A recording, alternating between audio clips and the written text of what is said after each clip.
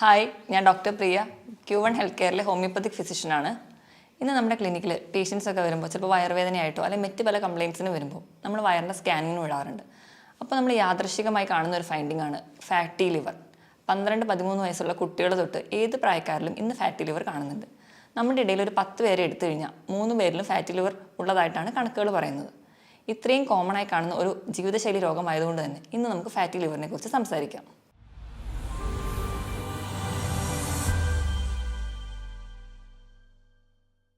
നമ്മുടെ ശരീരത്ത് വലതുവശത്ത് വയറിന് മുകളിൽ വാരിയെല്ലുകളുടെ താഴെ സ്ഥിതി ചെയ്യുന്ന ഒരു ഓർഗനാണ് കരൾ. നമ്മുടെ ശരീരത്തിലെ ഏറ്റവും വലിയ ഗ്രന്ഥിയാണ്. ഒരു ആരോഗ്യമുള്ളൊരു മനുഷ്യൻ്റെ ശരീരഭാരത്തിൻ്റെ 2% കരളിൻ്റെ തൂക്കമായിട്ടാണ് കണക്കാക്കപ്പെടുന്നത്. നമ്മുടെ ശരീരത്തിൽ ഭക്ഷണത്തെ ദഹിപ്പിക്കാനായിട്ടുള്ള പിത്തരസം ഉൽപ്പാദിപ്പിക്കുന്നത് കരളിലാണ്. അതുപോലെ തന്നെ നമ്മുടെ ശരീരത്തിലുള്ള വൈറ്റമിനെ സ്റ്റോർ ചെയ്യുന്നതും അതുപോലെ നമ്മുടെ ശരീരത്തിൽ ഉണ്ടാകുന്ന ടോക്സിൻസിനെയൊക്കെ മെറ്റബോളൈസ് ചെയ്ത് മാലിന്യങ്ങളെ പുറന്തള്ളുന്നതും ലിവറിൻ്റെ ഫങ്ഷൻസ് മൂലമാണ്. അതുപോലെ നമ്മുടെ ശരീരത്തിൽ കൊളസ്ട്രോൾ ഉൽപ്പാദിപ്പിക്കുന്നതും ലിവറിൻ്റെ സഹായത്തോടെയാണ്. നമ്മുടെ ശരീരത്തോട് ഏറ്റവും കോപ്പറേറ്റ് ചെയ്യുന്നതും നമ്മുടെ ശരീരത്തോട് ഏറ്റവും സ്നേഹമുള്ള ഒരു ഓർഗൻ ലിവറാണ്. അതെന്തുകൊണ്ടെന്നാൽ നമ്മുടെ ലിവറിന് എന്തെങ്കിലും ചെറിയ ഇൻഫെക്ഷൻസ് ഒക്കെ വന്നു കഴിഞ്ഞാൽ നമ്മൾ ആ ഇൻഫെക്ഷൻസ് മാറ്റിയാൽ ലിവർ തന്നെ സുഖപ്പെടുത്താൻ വേണ്ടി ശ്രമിക്കും. മിക്ക രോഗങ്ങളും ലക്ഷണങ്ങളൊന്നും കൂടാതെ അത് സ്വന്തം തന്നെ ചികിത്സിക്കും. അതുപോലെ തന്നെ നമ്മുടെ ലിവർ ഒരു അസുഖം വന്ന് പകുതി മുറിച്ച് മാറ്റിയാലും അതിന് സ്വന്തം പ്രോഗ്രസ് ചെയ്ത് വർക്ക് ചെയ്യാനുള്ള ഒരു കഴിവ് ലിവറിനുണ്ട്. അതുകൊണ്ട് തന്നെയാണ് നമ്മൾ ഇന്ന് ലിവർ ട്രാൻസ്പ്ലാന്റേഷനൊക്കെ സുഖകരമായിട്ട് നടത്തുന്നത്. ഇനി നമുക്ക് വിഷയത്തിലേക്ക് വരാം. എന്താണ് ഫാറ്റി ലിവർ? നമ്മുടെ ലിവറിൻ്റെ കോശങ്ങളിൽ കൊഴുപ്പടിയുന്ന അവസ്ഥയാണ് ഫാറ്റി ലിവർ. ചെറിയ തോതിലുള്ള കൊഴുപ്പൊക്കെ അടിയുന്നത് സാധാരണമാണ്. പക്ഷെ നമ്മുടെ കരളിൻ്റെ ഭാരത്തിനേക്കാളും ഒരു 5 മുതൽ 10% കൊഴുപ്പ് അടിയുമ്പോഴാണ് നമ്മൾ ഫാറ്റി ലിവർ എന്ന കണ്ടീഷനിലോട്ട് പോകുന്നത്. ഇത് തന്നെ നമ്മൾ വേണ്ട രീതിയിലൊന്നും ശ്രദ്ധിക്കാതിരുന്നു കഴിഞ്ഞാൽ അത് ഒരു കംപ്ലീറ്റ് ലിവർ ഫെയിലിയറിലോട്ട് പോകും. ഇനി എന്തുകൊണ്ടൊക്കെയാണ് ഫാറ്റി ലിവർ ഉണ്ടാകുന്നത് നോക്കാം. ഏറ്റവും പ്രധാനപ്പെട്ട കാരണം മദ്യപാനമാണ്. ഇങ്ങനെ ഉണ്ടാകുന്ന ഫാറ്റി ലിവറെ നമ്മൾ ആൽക്കഹോളിക് ഫാറ്റി ലിവർ എന്നാണ് പറയുന്നത്. നമ്മൾ കഴിക്കുന്ന മദ്യം അത് നമ്മുടെ ലിവറിൽ എത്തുകയും അത് ആൽക്കഹോൾ നമ്മൾ അസറ്റാൽഡിഹൈഡ് എന്ന് പറയുന്ന ഒരു കോമ്പൗണ്ടായിട്ട് കൺവേർട്ട് ചെയ്യും. ഈ അസറ്റാൽഡിഹൈഡ് വിഘടിച്ച് അസറ്റേറ്റ് ആവും. ഈ അസറ്റേറ്റ് വീണ്ടും വിഘടനം സംഭവിച്ച് വാട്ടറായും കാർബൺ ഡൈ ഓക്സൈഡ് ആയിട്ടാണ് നമ്മുടെ ശരീരത്തിൽ നിന്ന് പുറന്തള്ളുന്നത്. ഇതിനിടയിൽ ഉണ്ടാകുന്ന അസറ്റാൽഡിഹൈഡ് എന്ന് പറയുന്ന ഒരു കോമ്പൗണ്ട് അതൊരു ടോക്സിക് സബ്സ്റ്റൻസ് ആണ്. അത് നമുക്ക് ക്യാൻസർ വരെയുള്ള ഉണ്ടാക്കാനുള്ള ശേഷിയുണ്ട്. ഈ കോമ്പൗണ്ട് നമ്മുടെ ലിവറിൻ്റെ കോശങ്ങളെ നശിപ്പിക്കുന്നു. അതുവഴിയാണ് നമുക്ക് ഫാറ്റി ലിവർ ഉണ്ടാവുന്നത്. രണ്ടാമതായി പറയുന്ന ഒരു ഗ്രൂപ്പ് ഓഫ് കണ്ടീഷനാണ് നോൺ ആൽക്കഹോളിക് ഫാറ്റി ലിവർ, മദ്യപാനമല്ലാത്ത മറ്റു കാരണങ്ങൾ.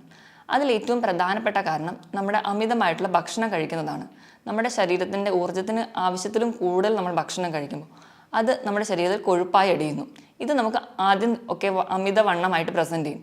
വീണ്ടും ഈ കൊഴുപ്പ് കൂടുമ്പോൾ അത് നമ്മുടെ ലിവറിലെ കോശങ്ങളിൽ കിട്ടിക്കിടന്ന് നമുക്ക് ഫാറ്റി ലിവർ ഉണ്ടാകുന്നു.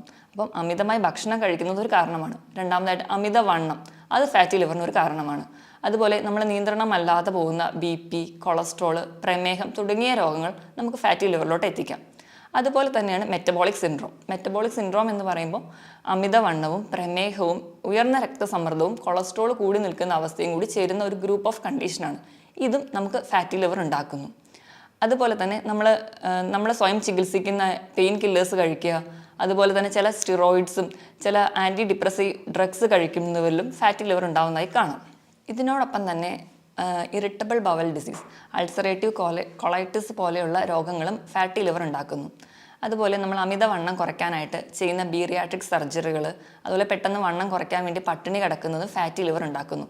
ഇതിനൊക്കെ പുറമെ അണുബാധകൾ, ഹെപ്പറ്റൈറ്റിസ് A, B, C പോലെയുള്ള ഇൻഫെക്ഷൻസ്, മലേറിയ പോലെയുള്ള ഇൻഫെക്ഷൻസും ഫാറ്റി ലിവറിന് കാരണമാണ്. ഇതുപോലെ തന്നെ പാരമ്പര്യം ഒരു ഘടകമാണ്.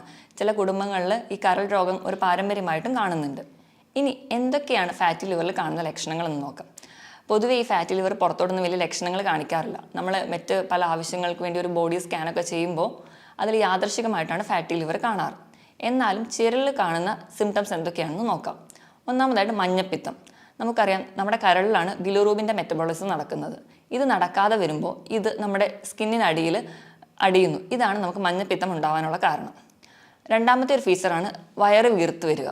അതുപോലെ വയറ് ഉന്തി വരുന്നത്. ഒരു 90% വയറ് ചാടി വരലും ഫാറ്റി ലിവർ ഉള്ളതായിട്ടാണ് കാണുന്നത്. മൂന്നാമത്തെ ഫീച്ചറാണ് വയറുവേദന. അത് ഒരുപാട് പേർക്കും വയറുവേദനയായിട്ടായിരിക്കില്ല, പക്ഷേ ആ ലിവറിൻ്റെ ഭാഗത്ത് ഒരു ഡിസ്കംഫർട്ട്, ഒരു അസ്വസ്ഥതയായിട്ട് കാണാം. നാലാമതായിട്ട് കാണുന്ന ഒരു ഫീച്ചറാണ് രക്തം കട്ട പിടിക്കാതെ പോവുക. ഇപ്പം മൂക്കിൽ നിന്നൊക്കെ ചെറിയ രക്തക്കൊഴലുകൾ പൊട്ടി അത് ഒലിക്കുന്നതായിട്ട് കാണാം. ഇതിന് കാരണം എന്താണെന്ന് വെച്ച് കഴിഞ്ഞാൽ നമ്മുടെ ലിവറിൽ ആണ് നമ്മുടെ രക്തം കട്ട പിടിക്കാനായിട്ടുള്ള പ്രോട്ടീനുകൾ ഉണ്ടാവുന്നത്. അപ്പോൾ നമുക്ക് ഫാറ്റി ലിവറൊക്കെ വന്ന് ലിവർ കോശങ്ങൾ നശിക്കുന്നത് വഴി ഈ പ്രോട്ടീൻ്റെ ഉൽപ്പാദനം നടക്കാതെ വരുന്നു. ഇത് കാരണം നമുക്ക് ചെറിയ ബ്ലീഡിംഗ് ഒക്കെ കാണിക്കാം. അതുപോലെ തന്നെ വിശപ്പില്ലായ്മ, അല്ലെങ്കിൽ ഭക്ഷണം കാണുമ്പോൾ ഓക്കാനം, ഛർദിലൊക്കെ വരിക, അതുപോലെ ഭയങ്കര ക്ഷീണം, കിതപ്പ്, ഇതൊക്കെ നമുക്ക് ഫാറ്റി ലിവറിലുള്ളവരിൽ കാണാറുണ്ട്. ഇനി നമുക്ക് ഫാറ്റി ലിവറിനെ എങ്ങനെയൊക്കെ ഗ്രേഡ് ചെയ്യാമെന്ന് നോക്കാം. അതിൽ ഫസ്റ്റ് ടൈപ്പാണ് മൈൽഡ് ടൈപ്പ്. മൈൽഡ് ടൈപ്പ് എന്ന് പറയുമ്പോൾ അന്നജത്തിൻ്റെ അളവ് കൂടുതലായി കഴിക്കുന്നത് കൊണ്ടും വ്യായാമക്കുറവ് മൂലം ഉണ്ടാവുന്നതാണ്. ഗ്രേഡ് 1 എന്ന് പറയുമ്പോൾ 8% കൊഴുപ്പടിയുമ്പോഴാണ് ഗ്രേഡ് 1 എന്ന് പറയുന്നത്. 12% കരളിലും കൊഴുപ്പടിഞ്ഞിട്ടുണ്ടെങ്കിൽ അതിന് ഗ്രേഡ് 2 എന്നും 15% അടിഞ്ഞിട്ടുണ്ടെങ്കിൽ അതിന് ഗ്രേഡ് 3 എന്നും തരംതിരിച്ചിട്ടുണ്ട്. ഇത് കഴിഞ്ഞു പോകുന്ന സ്റ്റേജാണ് ലിവർ സിറോസിസും അതുപോലെ തന്നെ ലിവർ ഫെയിലിയറിലോട്ട് എത്തുന്നത്. ഇനി നമുക്ക് എങ്ങനെയാണ് ഒരു ഫാറ്റി ലിവർ പ്രോഗ്രസ് ചെയ്യുന്നതെന്ന് നോക്കാം. നമ്മൾ അമിതമായി ഭക്ഷണം കഴിക്കുമ്പോൾ, വിശപ്പ് അറിയാതെ തന്നെ ഭക്ഷണം കഴിക്കുമ്പോൾ കൊഴുപ്പിൻ്റെ അളവ് കൂടും. ഈ കൊഴുപ്പ് നമ്മുടെ കരളിൻ്റെ കോശങ്ങളിൽ അടിയാൻ തുടങ്ങും. ഈ ഒരു സ്റ്റേജിന് നമ്മൾ ഫാറ്റി ലിവർ, അതാണ് ഫസ്റ്റ് സ്റ്റേജ്, ഫാറ്റി ലിവർ എന്ന് പറയും. ഈ ഫാറ്റി ലിവർ കാരണം കോശങ്ങളിൽ നീർക്കെട്ടുകൾ ഉണ്ടാകുന്നു. ഈ കൊഴുപ്പടിയുന്നതിൻ്റെ ഭാഗമായിട്ട് നീർക്കെട്ടുകൾ ഉണ്ടാകുന്നു. ഈ നീർക്കെട്ടുകൾ കരളിൻ്റെ കോശങ്ങൾക്ക് ഫൈബ്രോസിസ് അല്ലെങ്കിൽ സ്കാറിങ് ഫോം ചെയ്യും. നമ്മൾ മുറിവൊക്കെ ഉണങ്ങുമ്പോൾ കാണുന്ന ആ ഒരു സ്കാർ നമ്മുടെ ലിവറിൻ്റെ കോശങ്ങളിലുണ്ടാവും. ഈ സ്കാറിങ് കട്ടി കൂടി വരുന്നതിൻ്റെ ഭാഗമായിട്ട് ഉണ്ടാവുന്ന ഒരു സ്റ്റേജാണ് നോൺ ഹെപ്പാറ്റിക് സ്റ്റീറ്റോസിസ്. ഇതാണ് രണ്ടാമത്തെ സ്റ്റേജ്. ഈ ഒരു സ്റ്റേജ് എത്തുമ്പോഴത്തേക്കും നമ്മുടെ ലിവർ എൻസൈംസ് ഒക്കെ കൂടുതലായിട്ട് നിൽക്കും. ഈ ഫാറ്റി ലിവറിൻ്റെ സ്റ്റേജിലും ഈ സെക്കൻഡ് സ്റ്റേജിലും നമുക്ക് ലിവറിനെ പഴയ പോലെ തിരിച്ചെത്തിക്കാൻ പറ്റും. ഇനി ഈ ഒരു സ്റ്റേജ് പ്രോഗ്രസ് ചെയ്യുമ്പോൾ നമ്മുടെ നോർമലായിട്ടുള്ള ലിവർ കോശങ്ങൾക്കൊക്കെ അതിൻ്റെ പ്രഷർ കൂടുന്നതിൻ്റെ ഭാഗമായിട്ട് നോർമൽ ഫങ്ഷനിങ് ഒന്നും ചെയ്യാൻ പറ്റാതാവും. അങ്ങനെ കരളിൻ്റെ മൊത്തം പാരൻകൈമയ്ക്ക് ഒരു ഫൈബ്രോസ്ഡ് സ്റ്റേജിലോട്ട് പോകും. അതാണ് മൂന്നാമത്തെ സ്റ്റേജ്, ഫൈബ്രോസ്ഡ് സ്റ്റേജ്. ഇത് കഴിഞ്ഞ് ഈ ഫൈബ്രോസിസ് വീണ്ടും തുടരുന്ന വഴി നമുക്ക് കംപ്ലീറ്റ് ആയിട്ടുള്ള ലിവർ ചുരുങ്ങി ഒരു റബ്ബർ പോലെ ഒരു ഉപയോഗമില്ലാത്ത ഒരു അവയവമായിട്ട് മാറും. ഈ ഒരു സ്റ്റേജിനെയാണ് നമ്മൾ ലിവർ സിറോസിസ് എന്ന് പറയുന്നത്. ഇങ്ങനെ 4 സ്റ്റേജായിട്ട് ലിവർ പ്രോഗ്രസ് ചെയ്ത് അവസാനം ഒരു ലിവർ ക്യാൻസറിലോട്ടും കംപ്ലീറ്റ് ലിവർ ഫെയിലിയറിലോട്ടാണ് പോകുന്നത്. ആദ്യത്തെ 2 സ്റ്റേജ് നമുക്ക് റിവേഴ്സിബിൾ ആണ്. അതായത് നമുക്ക് ചികിത്സിച്ചാൽ അല്ലെങ്കിൽ നേരത്തെ അറിഞ്ഞു കഴിഞ്ഞാൽ ഒരു പരിധി വരെ നമുക്ക് അതിൻ്റെ ഫംഗ്ഷനൊക്കെ നോർമലാക്കി കൊണ്ടുവരാൻ പറ്റും. പക്ഷേ അവസാനത്തെ 2 സ്റ്റേജിലാണ് നമ്മൾ അറിയുന്നതെങ്കിൽ അപ്പോഴത്തേക്കും നമുക്കത് കംപ്ലീറ്റ് ആയിട്ട് തിരിച്ചു കൊണ്ടുവരാൻ പറ്റില്ല.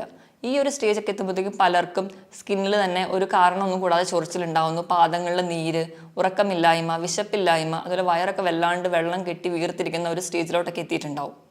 ഇനി ഇങ്ങനെ ലിവർ കംപ്ലയിൻറ്റ്സ് ഒക്കെ കാണുന്നവരിൽ കോമൺ ആയിട്ട് കാണുന്ന വേറൊരു കംപ്ലയിൻ്റ് ആണ് പിത്തസഞ്ചിയിൽ കല്ല്, അതുപോലെ പിത്തസഞ്ചിയിലൊക്കെ പോളിപ്പ് ഫോം ചെയ്യുന്നത്. അപ്പം നമ്മൾ മെയിൻലി ആ ഒരു കല്ല് സർജറി വഴി റിമൂവ് ചെയ്യും, അല്ലെങ്കിൽ പോളിപ്പ് റിമൂവ് ചെയ്യും. പക്ഷേ ഇവിടുത്തെ ഒരു ബേസിക് കോസ് എന്ന് പറഞ്ഞിട്ടുണ്ടെങ്കിൽ ലിവറിൽ പ്രശ്നം ഉണ്ടാവും. അപ്പോൾ ഇങ്ങനെയൊക്കെ ഉള്ള രോഗികൾ ആദ്യം അവർക്ക് ഫാറ്റി ലിവർ ഉണ്ടോ അല്ലെങ്കിൽ ലിവർ കംപ്ലയിൻറ്റ്സ് ഒക്കെ ഉണ്ടെങ്കിൽ അതിനെ വേണം കൺട്രോൾ ചെയ്യാൻ. അതിന് വേണ്ടിയിട്ട് വേണം നമ്മുടെ ഡയറ്റും അല്ലെങ്കിൽ നമ്മുടെ എക്സസൈസൊക്കെ ചാർട്ട് ചെയ്യാൻ. ഇനി നമുക്ക് എങ്ങനെയൊക്കെ ഫാറ്റി ലിവർ കണ്ടുപിടിക്കാം എന്നറിയാം. നമ്മൾ പറഞ്ഞ പോലെ നേരത്തെ യാദൃശികമായിട്ടാണ് കാണുന്നത്.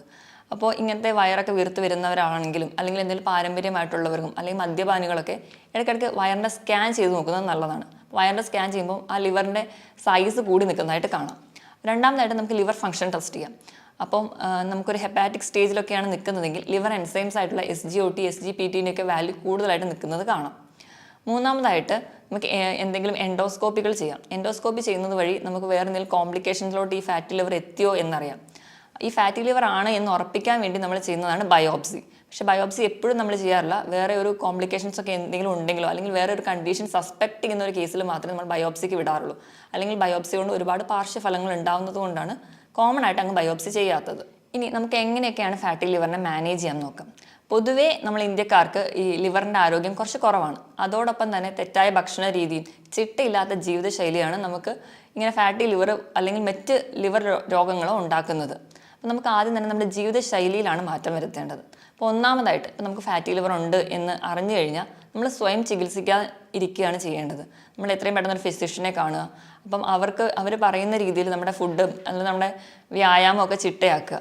അതുവഴി നമുക്കൊരു പരിധി വരെ ഈ ലിവർ കംപ്ലയിൻറ്റ്സ് ഒക്കെ പ്രോഗ്രസ് ചെയ്യുന്നത് തടയാൻ പറ്റും. രണ്ടാമതായിട്ട് നമ്മൾ ആവശ്യമില്ലാതെ മരുന്ന് കഴിക്കുക. അപ്പോൾ എന്തെങ്കിലും ചെറിയ പെയിനൊക്കെ വരുമ്പോഴും നമ്മൾ ഡോക്ടറെ ഒന്നും കാണാതെ സ്വന്തമായിട്ട് പെയിൻ കില്ലേഴ്സ് കഴിക്കുന്നവരിൽ ലിവർ കംപ്ലയിൻറ്റ്സ് കൂടുതലായിട്ട് നിൽക്കുന്നത് കാണാം. അതുപോലെ തന്നെ സ്റ്റിറോയിഡ്സും അതുപോലെ ചില സൈക്യാട്രിക് ഡ്രഗ്സും ചില ഹാർട്ട് കംപ്ലയിൻറ്റ്സിന് കഴിക്കുന്ന മെഡിസിൻസ് ഒക്കെ കഴിക്കുന്നവർക്ക് ഫാറ്റി ലിവറിനുള്ള ചാൻസ് കൂടുതലാണ്. അപ്പോൾ ഇങ്ങനെയുള്ളവർ ഇങ്ങനെ മെഡിസിനൊക്കെ കഴിക്കുന്നവരാണെങ്കിൽ ഇടയ്ക്കിടയ്ക്ക് LFT ചെക്ക് ചെയ്യുന്നത് വഴി നമുക്ക് ഇങ്ങനെ ഫാറ്റി ലിവർ ഉണ്ടോ അല്ലെങ്കിൽ അത് പ്രോഗ്രസ് ചെയ്യുന്നോ എന്നൊക്കെ അറിയാൻ പറ്റും. ഇനി മൂന്നാമതായിട്ട് ഇപ്പം ഡയബറ്റീസ് ഉള്ളവരും അതുപോലെ കൊളസ്ട്രോൾ ഒക്കെ ഉള്ളവരാണെങ്കിൽ മാക്സിമം അത് കൺട്രോൾ ചെയ്യാൻ നോക്കുക. സ്വയം ചികിത്സിക്കാതെ തന്നെ നമുക്ക് വേണ്ട രീതിയിൽ കറക്റ്റായിട്ട് മെഡിസിൻ ഫോളോ ചെയ്യുക. അത് കൺട്രോൾ ചെയ്യുന്നത് വഴി നമുക്ക് ഇൻസുലിൻ റെസിസ്റ്റൻസ് ഒക്കെ കൺട്രോൾ ചെയ്യാൻ പറ്റും.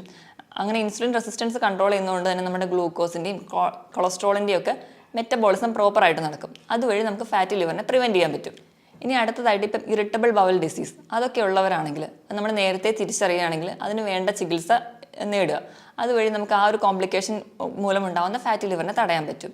മദ്യപാനം, പുകവലി പോലെയുള്ള ദുശ്ശീലങ്ങളുള്ളവരാണെങ്കിൽ അത് ആദ്യം നിർത്തുക. അപ്പോൾ മദ്യപിക്കുന്നവരിലാണെങ്കിൽ അസറ്റാൽഡിഹൈഡ് എന്ന് പറയുന്നൊരു കോമ്പൗണ്ട് ഉണ്ടാകുന്നതെന്ന് നമ്മൾ പറഞ്ഞല്ലോ. അത് നമ്മുടെ ലിവർ സെൽസിനെ പിന്നെയും നശിപ്പിക്കും. അത് നമുക്ക് നമ്മുടെ കണ്ടീഷൻസ് വേഴ്സൺ ചെയ്യുകയുള്ളൂ. അതുകൊണ്ട് മദ്യപാനം ആദ്യമേ നിർത്തുക. ഈ പുകവലി അത് നമ്മൾ ഡയറക്റ്റായിട്ട് പുകവലിക്കുന്നില്ലെങ്കിലും അത് ശ്വസിക്കുന്നത് വഴിയും നമുക്ക് ഈ കണ്ടീഷൻ ഫാറ്റി ലിവറൊക്കെ ഉള്ളവർക്കാണെങ്കിൽ അത് കൂടുതൽ വേഴ്സൺ ചെയ്യുന്നതായി കാണാം. അതുപോലെ ഈ പുകവലിക്കുന്നവരിൽ കൂടുതലായിട്ട് ക്യാൻസർ രോഗങ്ങൾ കൂടുതലായി കാണുന്നുണ്ട്. അതുകൊണ്ട് അത് എത്രയും പെട്ടെന്ന് നിർത്തുന്നതാണ് നല്ലത്. ഇതിനോടൊപ്പം തന്നെ ഫാറ്റി ലിവറിന് വലിയൊരു കാരണമാണ് അമിതവണ്ണം. അപ്പോൾ അങ്ങനെയുള്ളവരാണെങ്കിൽ വെയിറ്റ് കുറയ്ക്കാൻ ശ്രദ്ധിക്കുക. അതിനുവേണ്ടി ഉടനെ ബീറിയാട്രിക് സർജറിയോ അല്ലെങ്കിൽ പെട്ടെന്ന് പട്ടിണി കിടന്ന് വെയിറ്റ് കുറയ്ക്കുന്നത് ചെയ്യാതെ ഒരു 6 മുതൽ 10 മാസം കൊണ്ട് നമ്മുടെ ശരീരത്തിൻ്റെ വെയിറ്റ് ഒരു മാസം ഒരു 2 കിലോ വെച്ച് കുറയുന്ന രീതിയിൽ ചെറിയ തോതിൽ വെയിറ്റ് കുറയ്ക്കാൻ വേണ്ടി ശ്രദ്ധിക്കുക. അതിനുവേണ്ടി കൃത്യമായിട്ട് വ്യായാമം ചെയ്യുക. ആഴ്ചയിൽ ഒരു 5 ദിവസമെങ്കിലും ദിവസവും ഒരു 45 മിനിറ്റ് മുതൽ ഒരു മണിക്കൂർ വരെ കൃത്യമായിട്ട് വ്യായാമം ചെയ്യുക. ഏറ്റവും നല്ല എക്സസൈസ് എന്ന് പറയുന്നത് സൈക്ലിംഗ് അതുപോലെ സ്വിമ്മിംഗ് ഒക്കെയാണ്. അതുപോലെ തന്നെ നമ്മൾ സ്പീഡിൽ കൈ വീശി നടക്കുക, നമ്മുടെ ഹാർട്ട് റേറ്റ് കൂടുന്ന തരത്തിലുള്ള എക്സസൈസുകളും നല്ലതാണ്. ഇങ്ങനെ നമുക്ക് അണുബാധകളും നമുക്ക് ഫാറ്റി ലിവർ ഉണ്ടാക്കും. അപ്പോൾ ഇത് തടയാൻ വേണ്ടിയിട്ട് നമ്മൾ സ്വയം സുരക്ഷിതരാണെന്ന് ഉറപ്പുവരുത്തണം. അതിനായിട്ട് നമ്മൾ ഷേവിങ് സെറ്റ് അതുപോലെ സിറിഞ്ച്, ബ്ലേഡ് ഇതൊക്കെ ഷെയർ ചെയ്യാതിരിക്കുക. അതുപോലെ ടാറ്റു ഒക്കെ എടുക്കുന്നവരാണെങ്കിൽ അത് ശ്രദ്ധിക്കുക. അതുപോലെ സെക്ഷലി ട്രാൻസ്മിറ്റഡ് ആയിട്ടുള്ള ഡിസീസസ് വരാതിരിക്കാൻ വേണ്ടിയിട്ട് നമ്മൾ ലൈംഗിക ബന്ധം സുരക്ഷിതമാണെന്ന് ഉറപ്പുവരുത്തണം. അതിന് വേണ്ടിയിട്ട് നമ്മൾ ഹെപ്പറ്റൈറ്റിസ് ബി വാക്സിനേഷൻ എടുക്കുന്നത് നല്ലതാണ്. ഇതുവഴി നമുക്ക് ഫാറ്റി ലിവർ പോലെ ഉണ്ടാകുന്ന രോഗങ്ങളെ തടയാൻ പറ്റും. ഇതോടൊപ്പം തന്നെ ഒരു 2 ലിറ്ററോളം വെള്ളം ദിവസവും കുടിക്കാൻ വേണ്ടി നമ്മൾ ശ്രദ്ധിക്കണം. ഇനി നമുക്ക് ഭക്ഷണത്തിലൂടെ എങ്ങനെ നമുക്ക് ഫാറ്റി ലിവർ മാനേജ് ചെയ്യാൻ നോക്കാം. ആദ്യം എന്തൊക്കെ ഭക്ഷണം നമ്മൾ അവോയ്ഡ് ചെയ്യണം നോക്കണം. പ്രധാനമായിട്ടും നമ്മൾ ഭക്ഷണത്തിൽ കുറയ്ക്കേണ്ടത് കാർബോഹൈഡ്രേറ്റ്, അന്നജത്തിൻ്റെ അളവ് കുറയ്ക്കുക. അതുപോലെ മധുരം, ഉപ്പ് പൂർണ്ണമായും കുറയ്ക്കാൻ ശ്രദ്ധിക്കുക. അതുപോലെ തന്നെ പ്രോസസ്ഡ് ഫുഡുകൾ, മൈദ അടങ്ങിയതും അതുപോലെ പിസ്സ പോലെയുള്ള ഫാസ്റ്റ് ഫുഡുകൾ, അതുപോലെ റിഫൈൻഡ് ആയിട്ടുള്ള ഭക്ഷണങ്ങൾ, അതുപോലെ എണ്ണയിൽ വറുത്തതും പൊരിച്ചതുമായിട്ടുള്ള ഭക്ഷണങ്ങൾ പൂർണ്ണമായും ഒഴിവാക്കാൻ വേണ്ടി ശ്രദ്ധിക്കുക. ഇപ്പം നമ്മൾ പാല് കുടിക്കുന്നവരൊക്കെ ആണെങ്കിൽ പാലിൻ്റെ പാട മാറ്റിയിട്ട് വേണം കഴിക്കാൻ. അതുപോലെ തൈര് ഉപയോഗിക്കുമ്പോൾ വെണ്ണ മാറ്റിയിട്ട് പച്ചമോരായിട്ട് ഉപയോഗിക്കാൻ വേണ്ടി ശ്രദ്ധിക്കുക. അതുപോലെ റെഡ് മീറ്റ് പൂർണ്ണമായിട്ട് ഒഴിവാക്കുക. റെഡ് മീറ്റ് എന്ന് പറയുമ്പോൾ ബീഫ് അതുപോലെ പോർക്ക് പോലെയുള്ള ഇറച്ചികൾ പൂർണ്ണമായും ഒഴിവാക്കുക. ഇനി നമുക്ക് എന്തൊക്കെ കഴിക്കാമെന്ന് നോക്കാം. മെയിൻലി നമ്മൾ കഴിക്കാൻ ഏറ്റവും നല്ലതെന്ന് പറഞ്ഞാൽ വെജിറ്റബിൾസും ഫ്രൂട്ട്സും കൂടുതലായിട്ട് കഴിക്കുക. അപ്പോൾ നമ്മുടെ ശരീരത്തിൽ വേണ്ട ഫൈബേഴ്സൊക്കെ കൂടുതലായിട്ട് ചെല്ലും. അപ്പോൾ നമ്മുടെ ദഹനമൊക്കെ പ്രോപ്പറായിട്ട് നടക്കാനും സഹായിക്കും. അതുപോലെ തന്നെ നമ്മൾ പ്രധാനമായും പറയുന്ന 3 ഭക്ഷണങ്ങൾ എന്ന് പറയുന്നത് ഒന്ന് കോഫിയാണ്. കോഫി അതിൽ ബ്ലാക്ക് കോഫിയാണ്. പാലൊന്നും ഉപയോഗിക്കാതെ മധുരം കുറച്ച് കഴിക്കുന്ന കോഫി ലിവർ ഡിസീസിന് നല്ലതാണ്. രണ്ടാമതായിട്ട് വൈറ്റമിൻ സി മെയിൻലി നാരങ്ങ, ഓറഞ്ച് മുതലായ ഫ്രൂട്ട്സ്. വൈറ്റമിൻ ഇ സപ്ലിമേഷൻ നല്ലതാണ്. അതിനുവേണ്ടി നമുക്ക് വാൽനട്ട്, കാഷ്യൂ ഒക്കെ കൂടുതലായിട്ടും കഴിക്കാം. ഇതുപോലെ തന്നെ കൂടുതലും ഇലക്കറികൾ ലിവറിന് വളരെ നല്ലതാണ്. ഇലക്കറികൾ തന്നെ നമുക്ക് സുലഭമായി കിട്ടുന്ന ചീര, മുരിങ്ങയില, അതുപോലെ കറിവേപ്പില ഇതൊക്കെ നല്ലതാണ്. അതുപോലെ തന്നെ ലിവറിന് ഏറ്റവും നല്ലതാണ് cruciferous vegetables, cabbage, cauliflower, broccoli തുടങ്ങിയ പച്ചക്കറികളും വളരെ നല്ലതാണ്. അതുപോലെ നമ്മളെപ്പോഴും ഉപയോഗിക്കുമ്പം റിഫൈൻഡ് ഓയിൽ ഉപയോഗിക്കാതിരിക്കുക. റിഫൈൻഡ് ഓയിൽ എന്ന് പറയുമ്പോൾ പാം ഓയിലും സൺഫ്ലവർ ഓയിലൊക്കെ. അൺറിഫൈൻഡ് ആയിട്ടുള്ള ഓയിലുകൾ, നമ്മുടെ വെളിച്ചെണ്ണ അതുപോലെ ഒലിവ് ഓയിലൊക്കെ കൂടുതലായിട്ട് ഉപയോഗിക്കാൻ ശ്രദ്ധിക്കുക. അതുപോലെ നമ്മൾ കൊഴുപ്പ് കഴിക്കുമ്പോൾ നമ്മുടെ അയല, മത്തി, ചൂര പോലെയുള്ള മീനുകളിലെ പോളി അൺസാച്ചുറേറ്റഡ് ആയിട്ടുള്ള ഫാറ്റ് അടങ്ങിയ ഭക്ഷണങ്ങൾ കഴിക്കാൻ കൂടുതലായിട്ട് ശ്രദ്ധിക്കുക. ഇങ്ങനെയൊക്കെ ചിട്ടയായ ഭക്ഷണ രീതിയിലൂടെയും കൃത്യമായ വ്യായാമത്തിലൂടെയും നമുക്ക് ലിവറിൻ്റെ ആരോഗ്യം മെച്ചപ്പെടുത്താവുന്നതേ ഉള്ളൂ. ഇതോടൊപ്പം തന്നെ തുടക്കത്തിലൊക്കെ അറിയുകയാണെങ്കിൽ ഹോമിയോപ്പതിയിൽ ഫലപ്രദമായ ചികിത്സയും ലഭ്യമാണ്. മറ്റൊരു ഹെൽത്ത് ടോപ്പിക്കുമായിട്ട് വീണ്ടും കാണുന്നത് വരെ നന്ദി.